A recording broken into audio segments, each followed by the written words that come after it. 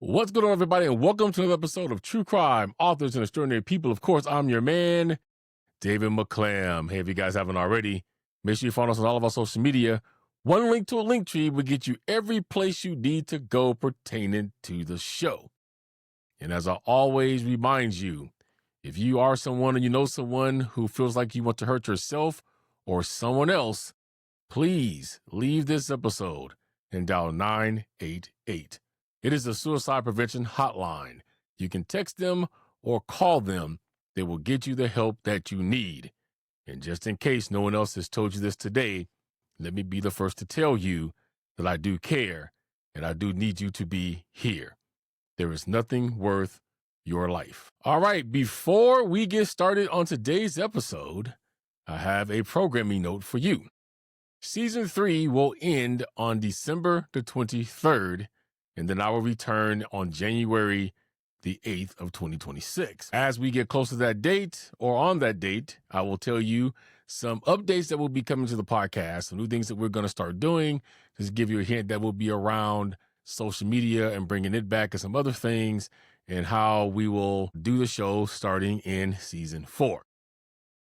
Already going into Season 4, and I have no one to thank for that but you.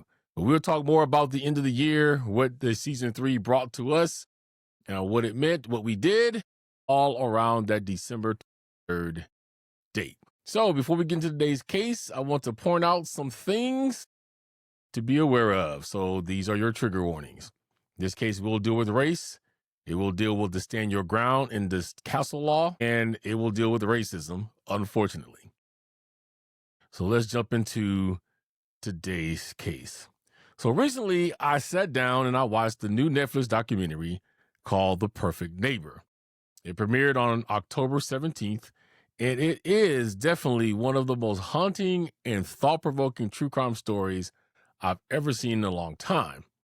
So in case you haven't seen that yet, or you heard of it but don't know what it is about, let me give you just a little bit of what it is about. It is the story of Ajike A.J. Owens, a 35-year-old black mother of 4 from Ocala, Florida, and she was shot and killed through a closed door by her white neighbor, Susan Lorenz, in 2023. It's a tragedy that shook a small community, devastated a family, and reignited a national conversation about race, fear, and justice in America. Now, before we go on, let me point out that I am no stranger to the stand your ground or castle law. I have covered this before. We have talked about it in the Trayvon Martin case. I talked about it again in the Ralph Yarl case. And then I also talked about it again in the Kaylin Gillis case. Now, of course, Trayvon Martin and Ralph Yarl are African Americans. And when it came to Ralph Yarl, who, if you guys remember the story, he went to the wrong address, should have been about a block away. Parents gave him the wrong address. He was shot through a door, and they wanted to call the castle law in that one. And we'll tell you what that means here in a minute. Trayvon Martin was shot by a neighbor who was I guess, for lack of a better word, I won't say rent-a-cop. I can't think of security pretty much for that neighborhood. Ends up calling the police, shoots Trayvon Martin, says he was in fear of his life, and that he wanted to apply the stand your ground law. It came to Kaylin Gillis. Kaylin, the same thing. Her and some friends were shot up in a car by a man who, when they went to turn on in his driveway, he just decided to shoot. But I point out the differences there was that this gentleman that shot at her or shot her because she did pass away was arrested and held in jail like he should have been, when in the case of Ralph Yarl, at least, that did not happen immediately. And we do see some of that come back here in A.J. Owens' case. Just in case you don't know what stand your ground versus the castle law is, stand your ground is if you are outside of your home, you can be anywhere publicly, but you fear for your life and you feel like that you have to defend yourself. And so you end up killing someone, and it usually reduces the crime down to a misdemeanor if you're not let go 100% at all, which that also has happened. The castle law is when you are protecting your home. So somebody has invaded your home, they came in your home, or they're threatening you in your home, and you feel like you are threatened, have to defend your home, so you shoot and kill somebody in your home. Same thing, you may end up getting the misdemeanor or let go completely, depending on the case. So that we've covered that part, they wanted to say that Susan Lawrence was going to apply the stand your ground law, which they're wrong, because if this is the way that she says it is, it should have been the Castle law. But we'll get more into that as we go along. So journalist Monica McCurry wrote about the film in Forbes saying, and I'll quote, Netflix's new true crime documentary, The Perfect Neighbor, centers on the tragic death of a devoted mother who was killed by senseless gun violence, a case that sparked outrage worldwide, shook a small Florida community, and left 4 children without a mother. End quote. Now, this documentary was told entirely through police body camera footage, 911 recordings, and interviews, and the documentary captures in real time the breakdown of a neighborhood and how everyday prejudice and fear can evolve into something deadly. Now, I'm going to be perfectly honest with you guys. I almost did not watch this documentary just because of that. When I read and it was flashing across my screen, it said, yeah, this is comprised completely of body cam footage. I don't know, some of you may be old enough to remember this, but I had Blair Witch vibes. If you guys were too young, not alive yet, or don't know what the Blair Witch Project was, it was in fact that. It was a movie that had the premise of it was some teenagers out in the woods, and this was all shot by their video camera. And there's the Blair Witch that was in the woods that irretrievably comes back and kills them all. It was a brilliant movie because they had told everybody that the movie was based on a true story, just to find out after it made all these millions that it was exactly fake. But if you watch that long enough, or if you have any type of motion sickness that goes along with you, and this was not the film for you. It was all jerky, and it was, filmed on a entirely hand camera and the whole nine. So I almost didn't watch this documentary because I'm like, this kind of sounds like Blair Witch Project. It's not going to be very stable. And then it just keeps popping up. So I'm the kind of person, even on YouTube, if something keeps coming up and it won't go away, I say, okay, fine, I'm going to watch this so it goes away. Well, I'm glad that I did watch this documentary. It is entirely that. It's 911 recordings, it's interviews from inside of the police station, it's mostly body camera footage. I got to give kudos to the production team because it wasn't easy, I'm sure, to put this together. They had to put this together in some type of cohesive timeline for you to make this a motion picture. But the thing that should be disturbing to you, which we're going to get to later as we go along, is that there were so many 911 calls from this Susan Lawrence person that they had enough to make a whole hour and 50-minute documentary based on just footage from the police. Now, here's what we do know about this case. We do know that Ajike Owens was a loving, protective mother who adored her 4 children. Their names are Isaac, Israel, Titus, and Africa. She volunteered at school. She went to every practice, and she made sure her kids had dinner on the table every night. Now, her neighbor, Susan Lawrence, lived alone across the street, and over time, she developed an obsession with the neighborhood children, calling police again and again to complain that they were trespassing or being too loud while playing in a nearby vacant lot. So the lot didn't even belong to her. The actual property owner had no problem with the children playing there, but Lorenz was determined to control the space around her. Now, let me correct something that's in there, because the guy that lived there was not the property owner. So what ended up happening, there was a neighbor that was there who stated that he just put a sign at the edge of his property that said no trespassing and no one should be on his grass. Now, it had come out that some of the neighbors said that he has told them that the kids could play in that empty lot. But when he got to court and testified, he said he never said that because he didn't give permission because he didn't own it. The truth of the matter is he didn't own it, Susan didn't own it, and neither did the landowner of where they all lived owned it. It was empty. Nobody was even staying in the apartment that would own that particular property or be outside of that. So The neighbor pretty much didn't care if they played over there because, for one, it wasn't his property. And I want to point this out. He was also an older gentleman, but he never complained about the kids playing over there. And I think at some point he even told them it didn't bother him if they did. They're just being kids and they're in the neighborhood. So again, she was determined to control that space around her. And so as producers Nikon Kawantu said in the documentary, when there's conflict in any way, she's going to call the police. Now, neighbors describe Lorenz as angry, unpredictable, and hateful. They said she yelled at the kids, called them racial slurs, and even filmed them through her windows. And one former resident, Sharna Moselle, said she was a hateful lady, always yelling and cussing at these kids for making too much noise, but they're kids. And that's what makes this so devastating.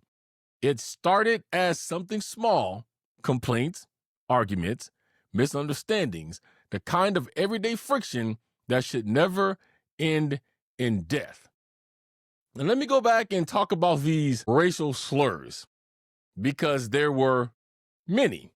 And I will say it right here and probably repeat it again. Sheriff Billy Woods, I believe his name, I disagree with him 100%. Because he made a statement that said he didn't think that whatever happened in this case with the shooting of AJ was racially motivated, even though she could be racist. I totally disagree with that. I think it was racially motivated, mainly by the way she was acting. The racial slurs that she had dropped on these kids, is she was calling them the N-word. She made a comment like, this is not the Underground Railroad. Beyond those, she called them the P-word. She called them the R-word. And she just kept throwing these things out there. Now, when she was being interrogated by the police, this is the most far-fetched thing I've ever heard in my life. Because I know a lot of people, and I've seen people that is racist. And when you ask them this question about calling people the N-word, I have never heard this response. When the officer asked her about calling the kids the N-word, her reply was, well, I was always raised that the N-word meant it was people that was just dirty. Really? Now, I'm not looking at it verbatim, but I remember looking up the definition of that word, and it did say that anybody could be one because it was supposed to be referencing someone that is the lowest form of life. That is the definition of what the N-word is supposedly meaning according to Webster's. But she's just throwing out there, oh no, I was always taught that it meant something, about people being dirty. Where do we get this explanation from? I don't think anybody's buying that one, but that's what she threw out. I also want you guys to remember, I think that cell phones, you should carry them all the time. Remember, I had a dispute with my neighbor almost 2 years ago. And if I would have decided to go ahead and do what he wanted, which was to fight him, which I totally think I would have taken him out, it would have ended in something like this. But the thing is when I produce my cell phone, see, people that's doing wrong don't want to be caught. They want something to go down so that nobody can prove what happened. And of course, since he was Hispanic and I'm black, I guess he just thought this was the bro code up in here and I wasn't going to pull a phone because he looked at me like, oh man, you going to pull a phone? Yes, because I'm protecting myself and now I'm protecting you. And if you decide to strike me, it's going to be caught on this phone. So when I commence into taking you out, I have video evidence to the police and the judge and the prosecutors of why I had to lift my hand to hurt you. But the moment I pulled out my cell phone, he went away. It was like giving garlic to a vampire. Okay, he was gone. And he called me all kinds of names.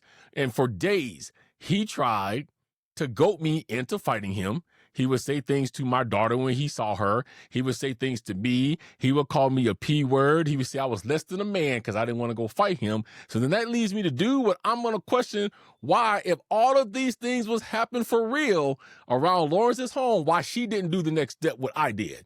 Is I put video cameras on my house. I put security cameras on my house that would capture everything from my door to the street and a little bit of his property. He didn't like that.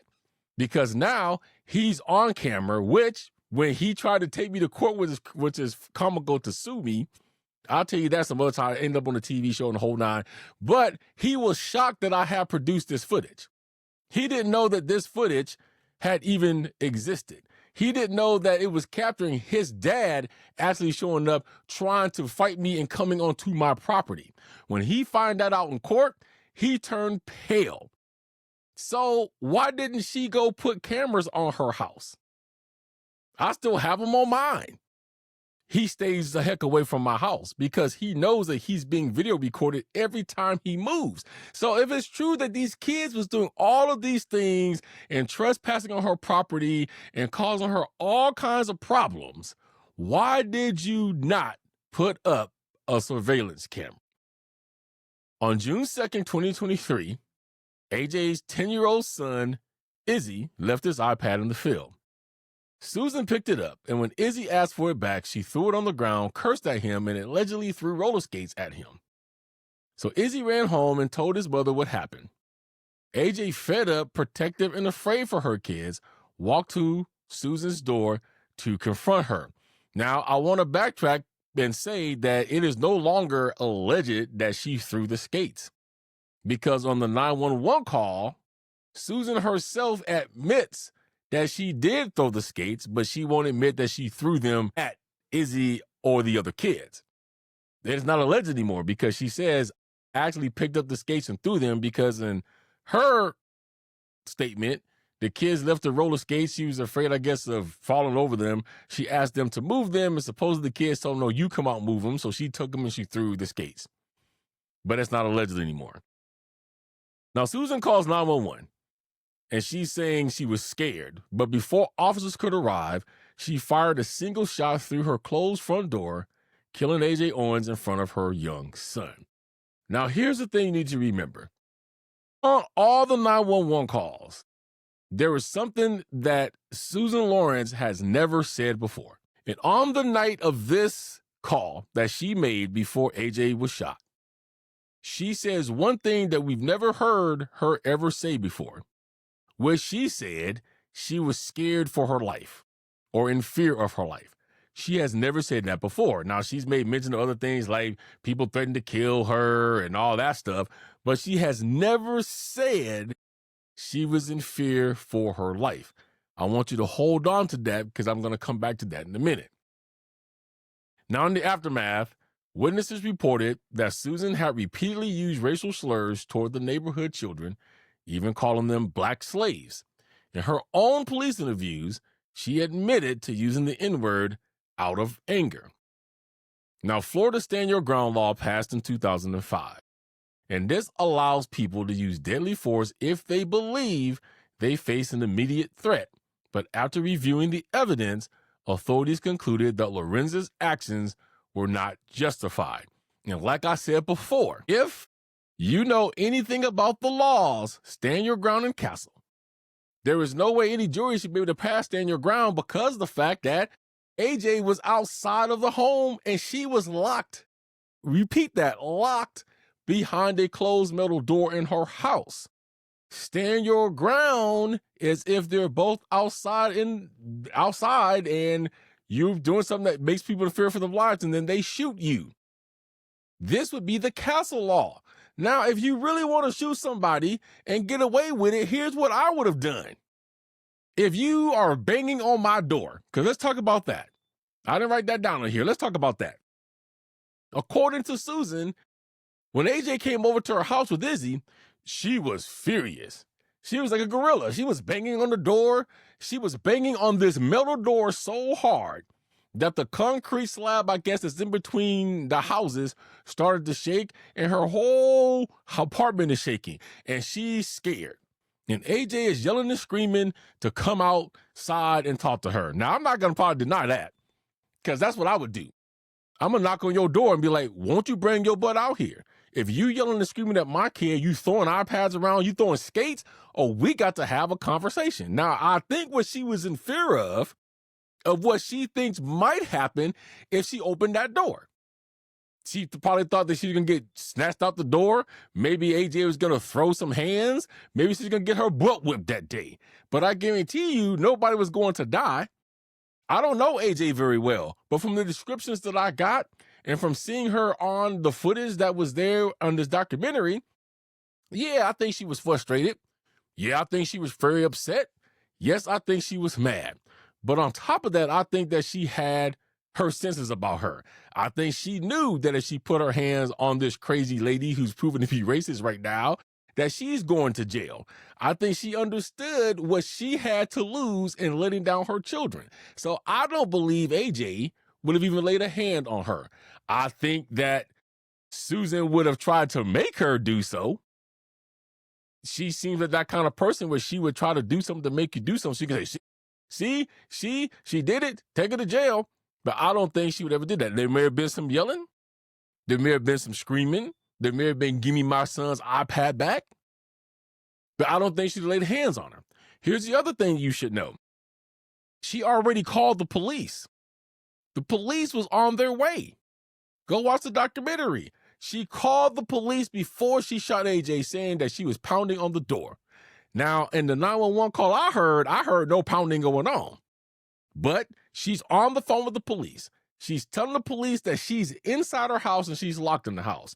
That her assailant, AJ, is outside of the house.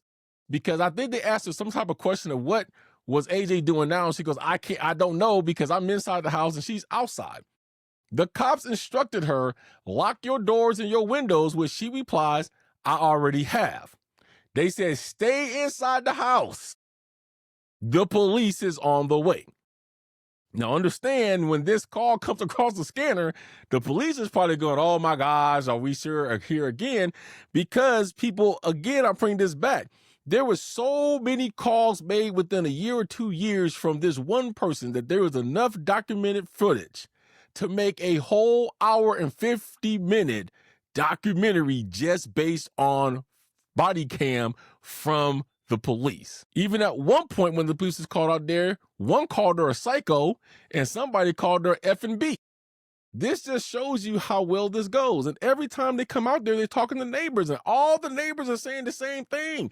This woman is crazy. She's calling these kids all the time. She's always messing with us. She's making up stories now. She's saying things like the kids is trying to steal her truck when one of the kids, I believe is Izzy, says, come on, dude, we're only 11 years old. She lied and said that the kids tried to put dogs in the back of the truck. She said it was a small dog, but it turns out that this dog was bigger than the kid she was accusing of trying to put in her truck.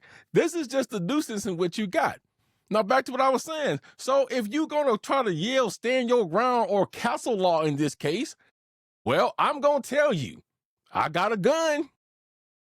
Now, if you want to keep banging in here, if you get into my house, I'm going to shoot you. And I probably wouldn't shoot you immediately when you got in my house. Let's just say that was me and AJ. If she's really banging on my door and I get my gun, I'm going to say, yo, AJ, look, I got a gun. If you get into my house, I'm going to have to put you down because now I'm in fear of my life.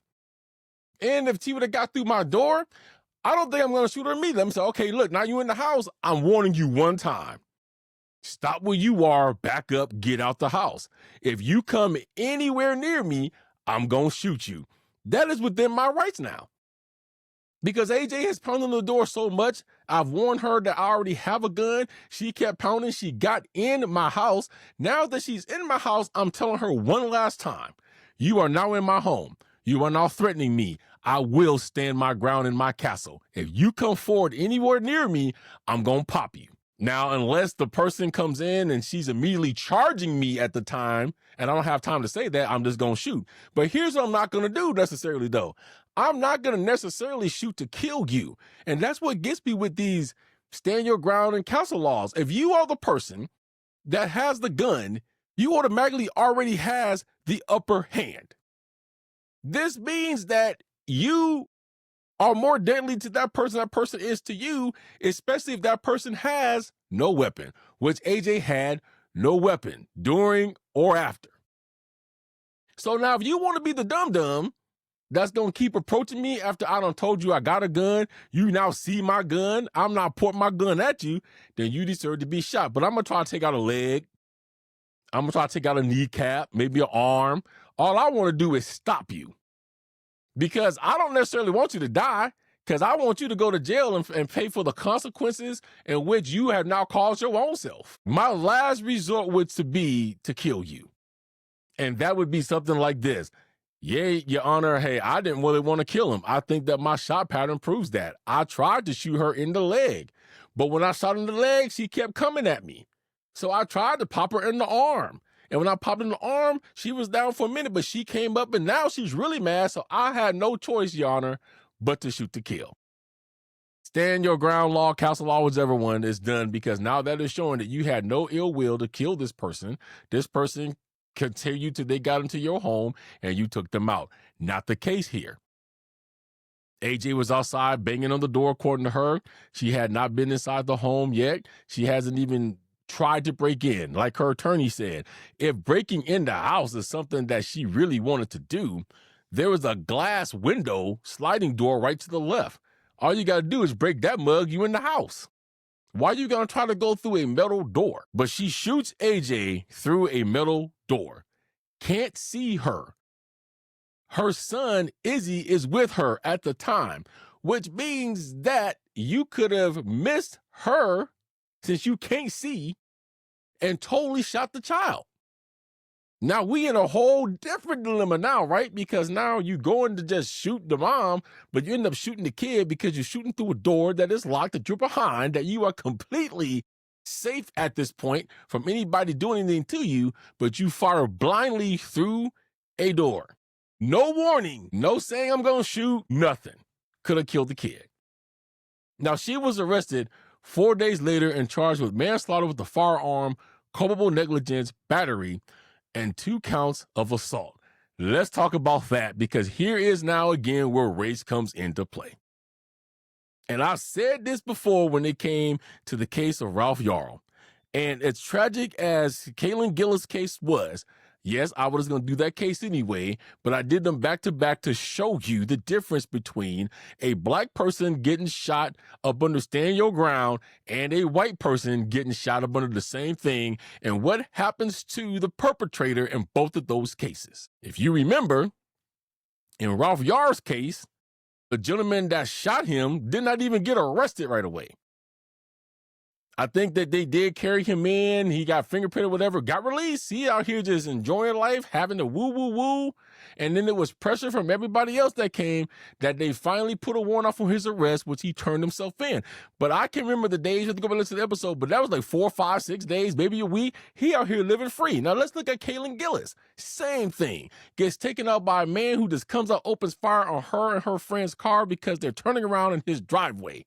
Arrested immediately. He tried to get out of jail and the judge is like, you did this, you staying here. That was the difference between those cases. No matter how you look at it, the black person being Ralph Yarl was treated way differently when it came to people being arrested than Kaylin Gillis.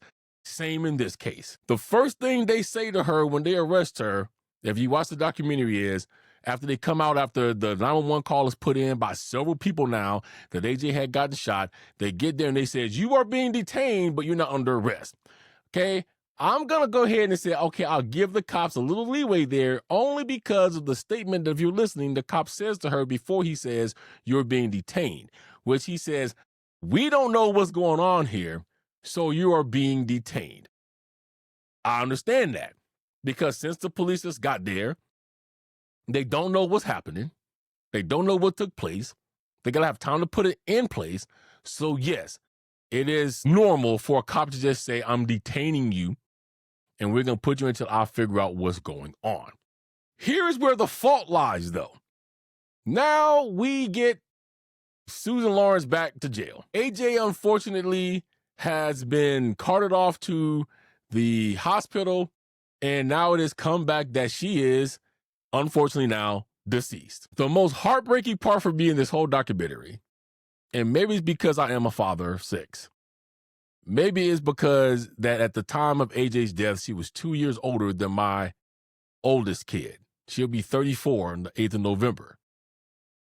But the most heartbreaking part for me in this case is when they called out the dad. And from what I could tell, even though he was an ex of AJ's, they were extremely close. They was on one accord raising their kid. Everything was good with that.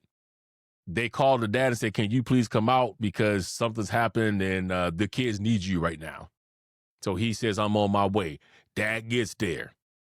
They tell dad first that AJ didn't make it. Now, the reason I tell you that I think even as exes, they were still close. Man, I got a lot of exes. I'm sure a lot of y'all do too, from dating and high school and marriage and everything else. I've never seen an ex, unless they were close friends-wise, react the way that he did. I mean, they told him first, AJ no longer here. This dude just turned, oh, no, man, that can't be it. He had to recompose himself now, because as a man and as the father, he now has to go and deal with the children. And he has to tell the children what happened. And he did that in such an elegant way that I have to applaud him for that, because even though he was hurting, he had to go and tell these kids, your mama ain't coming. And I guess the way he looked at it, because he did this like immediately, right? Within 5 or 10 minutes of the police saying, hey, she ain't here no more, he went and talked to the kids immediately. So it's kind of like one of those things like I had to do when my mom passed and I had to call on my kids. It's better just go ahead, just drop the hammer. And if we're going to grieve together, let's do that. But we got to tell them. So he wouldn't just told them, hey, it's been a bad day. Nothing good has happened today. Do you love me? And they said, yeah. He goes, well, I love, we all love mom, but I got some bad news to tell you. Mom ain't coming home no more. And the oldest boy was about to bolt. He said, no. And he grabbed him and hugged him. And he said, I'm sorry. That was the most heartbreaking part of this whole documentary for me. So once all that happens and she's detained, they're questioning her now. And they're asking her what happened and how did it go down and why did she shoot her? And they did ask her about the N-word and was she being racial? And then she was trying to, answer some things vaguely. And so the cop just finally got tired, right? And he was like, look, now somebody's dead. And Susan drops her head. And he's like, that's what I'm trying to tell you. You got to tell me everything that happened, because I need to know now, because somebody's not here. Well, at this point now, we know that Susan shot her. She's admitted that she did. She's admitted that she's used racial slurs. To me, this is now an arrestable situation, right? It should just be, okay, we're going to go ahead and arrest you, Susan, for the murder of A.J. Owens. No, that ain't what happened. Even though the cop led to what I'm going to tell you I think happened at the end, they still didn't arrest her. They came back with this. Well, we've talked to the DA, and the DA says that he needs to further investigate. And so since he's going to investigate it, we're going to let you go. Then they came back with, we don't think it's a good idea for you to stay the night at your house tonight, so we're going to escort you back. And you can go and get some things. You're going to stay in the hotel for the night. Don't take this wrong, but now we're more concerned about her well-being after she just shot and killed somebody's mom. I get it. As officers and as good people like we are, we have to prevent things from happening that we feel may. But they let her go. Shoot me, disagree, I'm sorry. I'm just going to point out the obvious. And I think one of AJ's relatives said the same thing when they went talking to whoever the dude was that was giving an interview. If this would have been one of us, if the shoe was on the other foot, if AJ was the one that had shot Susan Lawrence, I guarantee you on my life, everything in my bank account, I give you my cars, my whole house, my whole computer setup, anything you want, that there is no way in literal heck that AJ walked out of that police department that night. I guarantee you she gets booked, and she gets a charge that's higher than what Susan got, which we'll talk about that at the end. I guarantee you that nobody, black or brown or indifferent, would have walked their butts out of that police station that night, especially after admitting that you shot somebody through a locked door, especially after admitting that you did cause a riot, quote unquote, with the kids because you're calling them racial names, and admitting to the fact that you did throw skates, admitting to the fact that you did have his iPad. Man, there is so much evidence here that they ain't no way we walk out. She should never walked out, but because there's an investigation, she gets to leave. Now, later on, the sheriff makes this big old excuse, and so does other people. You guys don't understand how this works, and we got to make sure that we have everything top notch. We got the best detectives on the case, and we have to investigate this. So what they're trying to tell you is we're investigating this to see if this is a stand your ground case, or as they should have clarified this in the law, a stand your castle case. But still, you get arrested. Kaylin Gillis's killer did. And they were still investigating if it was stand your ground or not. But his butt was standing his ground inside of a jail cell. And the judge refused to let him out until trial was over. It took so long for them to arrest Ralph Yarl's person that by the time they got him to court, he was found guilty and he was about to get sentenced. He never stands justice. You know why? Because he dies before he's even given his sentence to start serving out. So Ralph Yarl never gets any justice. It's the same here. She gets released pending an investigation. Now, they didn't tell her don't go nowhere. They didn't tell her not to leave the state. They didn't say don't go to another country. That couldn't have been me. Because now since you are investigating and you have not arrested me, that means you haven't charged me with anything. She was just detained and she left the police station in the same detained situation. But now you've been free. Man, look, especially if I knew I did the crime, y'all wouldn't have found me. I would have had me a ticket. I would have made sure to look up every country that I can go to that has no agreement with the United States to extradite my butt back, and I'm out this piece because you've already made the mistake now that you let me go when I've admitted everything that I've done and you ain't detaining me no more. I'm out. But that's why everybody says this is not racial, because we feel that if it's a black person shooting a white person, ain't no way you get off and you leave. So now in August of 2024, a jury found Susan Lawrence guilty, and during sentencing, she apologized to the family, saying, "I'm so sorry that I took AJ's life. I never intended to kill her." And before the sentence was read, Ajike's mother, Pamela Diaz, gave a powerful statement. "Our plans and promises to one another as mother and daughter will never come to light. They all died the night Susan Lawrence killed my daughter." Now, to go back over that statement, the whole statement that Susan Lawrence made was written in the interrogation room. You'll see that in the documentary. I think if I remember right, the officer said, "Is anything you would like to say? I can't let you talk to them. You can't go talk to them, but if there's anything you'd like to say, you can write on this notepad." And that's what she wrote. So she received 25 years in prison, and she is now serving her sentence at Homestead Correctional Institution in South Florida. So the director, Geeta Ganbahar, said something that really, really stuck with me. She told Netflix Tundrum this. She says, "Ajike's community was tight-knit, rooted in mutual support and trust. It was heartbreaking to witness how such a close environment could unravel so catastrophically." That word catastrophically is exactly right. Because what happened here wasn't just one neighborly dispute gone wrong. It was the slow erosion of empathy, the way fear, prejudice, and entitlement can twist into something lethal. And that does bring me to something else that we all need to face. That this case shows us that racism is still alive and well in America. It's not always hooded or shouted. Sometimes it hides behind a phone call to police, a complaint about trespassing, or a belief that certain people don't belong in certain spaces. But see, racism still thrives when fear of black bodies is considered justification for violence.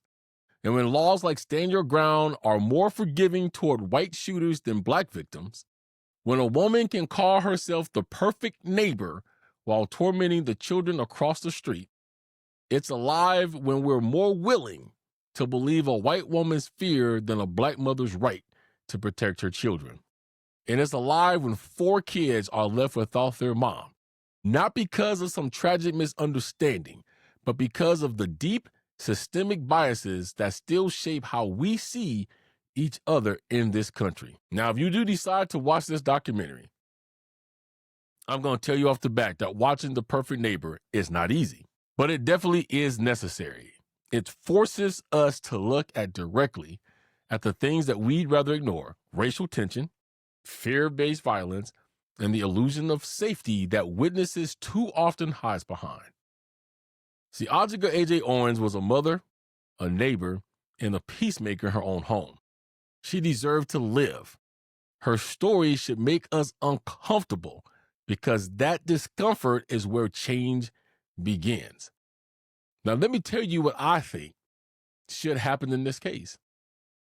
The charge that Susan Lawrence got was way too light. Again, the charges she went to jail on was manslaughter with a firearm, culpable negligence, battery, and 2 counts of assault.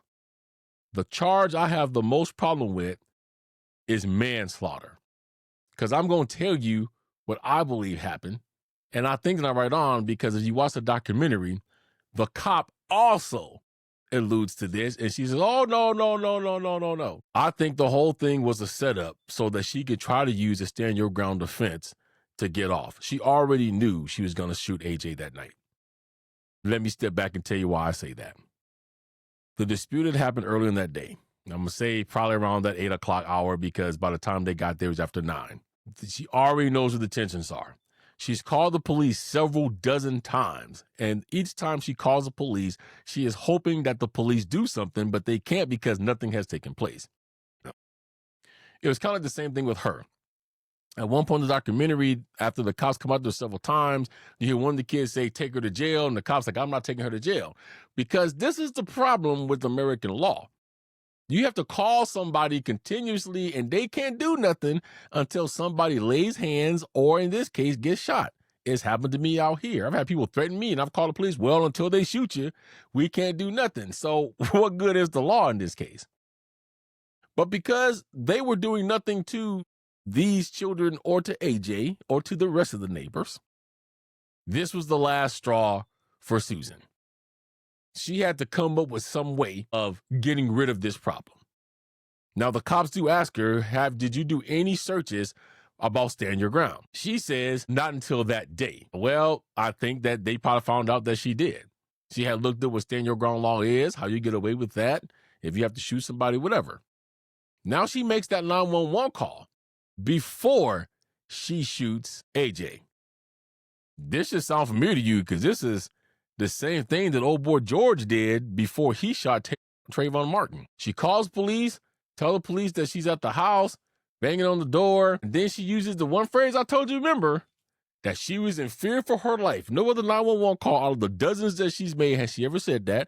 So that's her setup. I'm in fear for my life, because she's already read the stand your ground law, and the stand your ground law says you cannot invoke this law unless you are in direct fear of your life.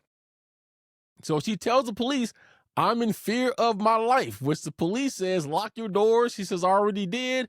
I'm behind a locked door. She is outside. Cops is on the way. She knows the cops is on the way because they told her that. So now she has to be able to shoot AJ before the cops get there, and I got to call them back at the same time. So the setup was already in. When she told the police, I'm in fear for my life, that was the setup to go ahead and shoot AJ. Now that AJ is mad and beating on her door to come on and talk to her about her kid, she decides to shout back at her and tell her to go away several times before she decides to get her gun, aim it at the door, and shoot through the door. Her charge should be murder 2. Because I don't care what she sits there and tells you, she premeditated that whole situation. There was no way AJ was leaving that night without getting shot. Now, whether she meant to kill her or not, I don't know. I won't speculate that. But I'm going to say this. If you're going to shoot somebody through a door, you don't know what organ or what or who you're hitting. Now, her attorney tries to pull this off by saying, oh, I want y'all to know she wasn't trying to kill her, because all she did, she shot one time. Okay, that's all. I'm going to shoot you too. One time behind a closed door. Now, I keep referring to this case because it's identical. In Ralph Yarl's case, he was a little bit more brazen. He shot Ralph, then he opened his door and stood over Ralph to shoot him again. Okay, so this didn't happen in this case. She shot one time. Well, maybe that's all I'm going to shoot too, because guess what happened? If she was banging on the door and she shot one time and the bullet hit her in the abdomen, which it did, the knock is going to stop. Because now she got shot. So she's injured. Izzy runs back and yells, somebody call 911. My mama's been shot. So now you got rid of him too. Now, how she got to where she was at, I don't know. Now, that's the one part I really want to know, because she got shot over at Lawrence's place. I'm assuming that either she walked back on her own regard and passed out, or somebody helped her, but she was back across the street at her house by the time the police came. Now several calls go through, and now you're in the house, and you're contemplating them coming and you still locked in. But when they come to get you, they say, where's your gun? And you say, oh, it's in the house. But the only concern you have is, can you close the door because I have cats in the house? No remorse shown, no tears, no, oh my God, is she okay? Didn't even ask that question. That'd be my first thing. If I didn't mean to shoot you, but I'm doing it in self-defense, my first question is, I had to, officer, I'm sorry I had to shoot her. Is she okay? Didn't even ask that question. No tears were shed the whole time she went that night, and somebody even knocked on the window and said, why did you have to shoot her? And she says, because she was threatening my life. It is very hard, people, to threaten somebody's life and carry it out if you are behind a locked metal door. And I think that needs to be beaten into the head. She wasn't outside. She wasn't in front of her. She wasn't 2 steps behind her. Susan Lawrence was in her house behind a locked metal door. She was shot through that door into the abdomen. Again, depending on where everybody was at, you could have shot the little kid that was there that she brought with her to get his tablet back. So I think the charges are wrong. There was a petition. I have tried to reach out to Pamela Diaz, which is the mother of AJ. Every link I ran into, I think, was dead. They did have a petition that was up back at that time because they were petitioning to get the charges upgraded to at least murder 2. And I think that after the case was done and she was convicted and it was manslaughter, all of those websites went away. So if Pamela Diaz is listening to this, if you would like to come and talk to me, I would love to have you on the show. I did try to reach out before I shot this, but every link I ran into, I believe, is now dead. I did find her Facebook, but she hadn't posted there since the trial was over. And that's been over a year ago. So that's what happened with that. So if she's listening, anybody in the family listening, feel free to get a hold of me here. But I'm agreeing with the rest of them. The charges should have been updated to at least murder 2. So if you guys have not seen The Perfect Neighbor yet, it is streaming on Netflix. The last time I checked, it was #1 on Netflix right now. I have seen this documentary now 3 times. Because the way things happen in my house, if I watch something and then my wife decides that she gets interested, I got to watch it again with her. And then my daughter comes say, hey, who is this AJ person? You didn't watch that with me. So then I got to watch it a 3rd time. So I've watched it 3 times. And each time has been more compelling than the next. And you start to find a little bit more things that maybe was out of order with this whole case at that point. But if you have not seen it yet, it is currently streaming on Netflix. It came out October 17th. I encourage you to go watch it. Talk about it, think about it deeply, think about what it reveals, and also share this story. If you are a podcaster, you have some type of media outlet, do this case. This case needs to be heard all over the place.